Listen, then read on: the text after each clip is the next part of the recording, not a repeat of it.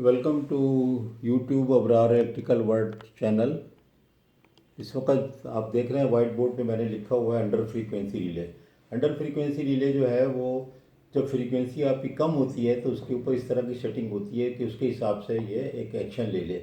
अब under frequency की range जो कोड में है और जो मुकर्रर है और स्टेबिलिटी पॉइंट है वो इसे मैंने वीडियो लेक्चर बनाए भी हैं, तो वो ±5% यानी कि 49.5 हो जाए कम से कम, और अगर 50.5 ज़्यादा से ज़्यादा। अब यहाँ बात कर रहे हैं अंडर फ्रीक्वेंसी की, तो इसका मतलब ये है कि अगर किसी वजह से फ्रीक्वेंसी जो थी वो कम होने लगे और कम होते होते वो 49.5 को टच करे और उससे भी कम हो जाए, तो इसका मतलब है कि फिर वो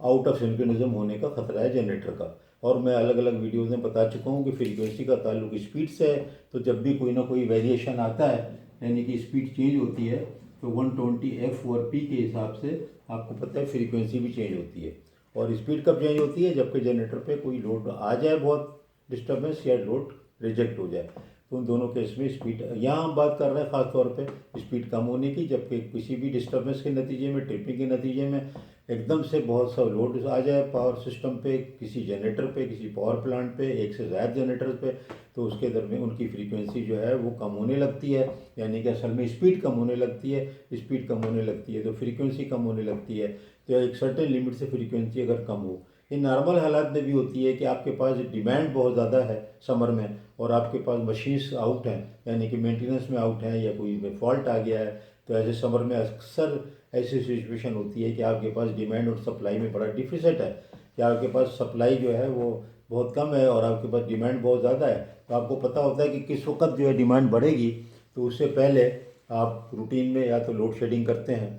और मैनुअल करते हैं, और एक तरीका ये भी हो सकता है कि आप जो है ना उसको अंडर फ्रीक्वेंसी से लिंक कर दें और आप मुख्तलिफ स्टेशन पे अंडर फ्रीक्वेंसी रिले लगा दें, ट्रांसफार्मर्स पे लगा दें, पूरा पूरा बल्क में लोड को काट दें। मिसाल के तौर पे 49.5 है, अगर ये 49.6 हो, आपने सेटिंग कर दी कि वो एक सिग्नल इनिशिएट करके ट्रिप कमांड दे दे, 3 या 1 ट्रांसफार्मर को वो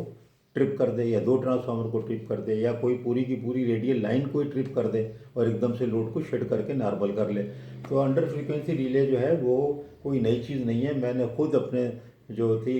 जॉब के दौरान में, जिस वक्त के असिस्टेंट इंजीनियर में था 1974-5 में, मैंने अंडर फ्रीक्वेंसी रिले कमीशन खुद की हैं ब्राउन बाउरी की, जो कि आशिया ब्राउन बाउरी हो गई एबीबी, यानी एबीबी की रिलेज, उस वक्त एबीबी नहीं थी,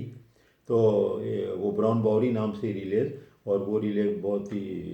अंडर फ्रीक्वेंसी की रिले हमारे पास आई थी के इलेक्ट्रिक में, और उसको हमने कमीशन किया और इस तरह सारी सेटिंग की। तो ये बहुत पुरानी चीज़ है और ये नई नहीं है, लेकिन बहुत से जगह पे ये नई करके आप लोगों को बता रहे होते हैं और पढ़ा रहे होते हैं। और मैं आपको हिस्ट्री इसलिए बताता हूँ कि जब आप मुल्क से बाहर जाएँ, ख़ास तौर पे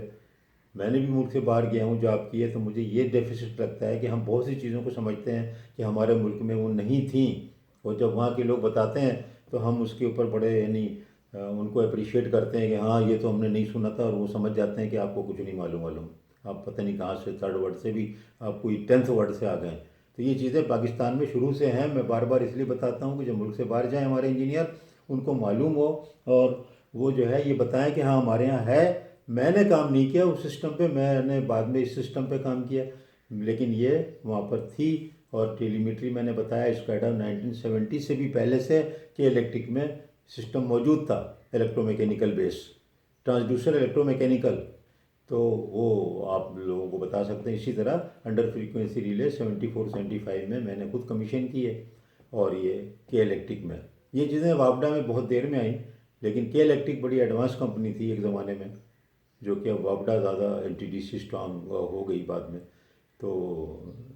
ये हमें मौका मिला, इसलिए मैं आपको बता रहा हूँ। अपने लिए नहीं बताता, मैं आप लोगों के लिए बताता हूँ कि आप लोग जो है ना एक इन्फीरियरिटी कम्प्लेक्स में ना जाएं जब मुल्क से बाहर जाएं। आपका हाँ हमें पता है हमारे यहाँ थी, और बहुत पुराने ज़माने से ये हमारे यहाँ थी और इसका ये फंक्शन होता है। हाँ मैंने काम नहीं किया, मुझे मौका नहीं मिला, तो उससे ये इम्प्रेशन जाता है कि भाई आप जो एक एसीआर में लिखा जाता है ना, ए best with the modern knowledge, advance knowledge, latest knowledge, तो उसमें आप पूरा उतर जाते हैं। बहुत बहुत शुक्रिया।